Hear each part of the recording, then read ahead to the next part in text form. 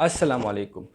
दोस्तों, तिलिसीमिया एक जानलेवा बीमारी है। इसमें मुब्तला बच्चे का जिस्म अपना खून नहीं बनाता और खून की कमी की वजह से इसे बार बार खून देना पड़ता है। अब तिलिसीमिया बच्चा क्यों पैदा होता है? तो ऐसा है कि अगर किसी औरत या मर्द में तिलिसीमिया के असरात हो, यानी उसके खून अक्सर कम होते हैं और उसकी HB 8 या 10 होती है, लेकिन वो नॉर्मल होते हैं, उसे ब्लड की ज़रूरत नहीं होती, लेकिन असरात उसमें मौजूद होते हैं।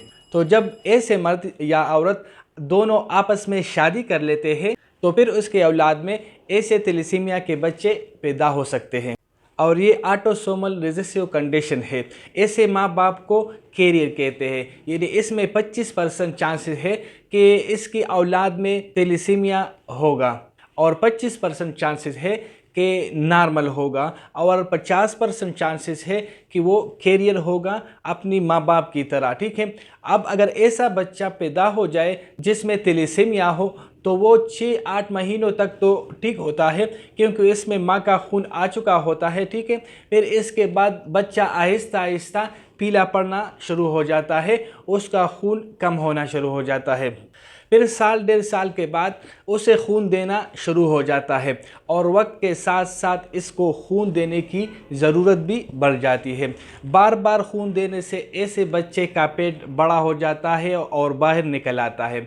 इसकी स्प्लीन और लीवर अपने साइज से बहुत बड़ा हो जाते हैं और उसे बहुत तकलीफ़ होती है। ऐसे बच्चे का कोई और इलाज नहीं है। ऐसे बच्चे को या तो आप बार बार खून चढ़ाओगे या 3-4 साल की उम्र में इसको बोन नैरो ट्रांसप्लांटेशन कराओगे। अगर ये नहीं करोगे तो फिर इसे मुसलसल खून चढ़ाओगे।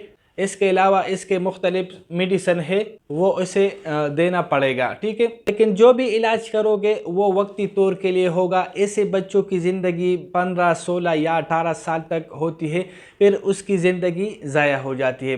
तो असल बात यह है कि ऐसे बच्चों की पैदाइश ना हो, और इस तरह के बच्चों की पैदाइश के रोकथाम के लिए हमें क्या करना चाहिए?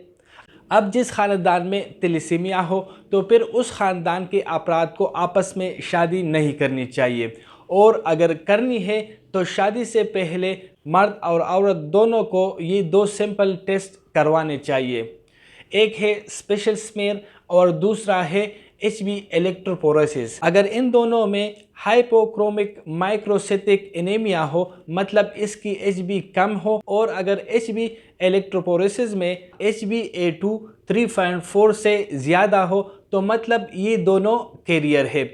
इन दोनों को आपस में शादी नहीं करनी चाहिए। लेकिन अगर एक में HbA2 ज़्यादा हो यानी कैरियर हो और दूसरे में नॉर्मल हो तो फिर कोई बात नहीं, दोनों शादी कर सकते हैं।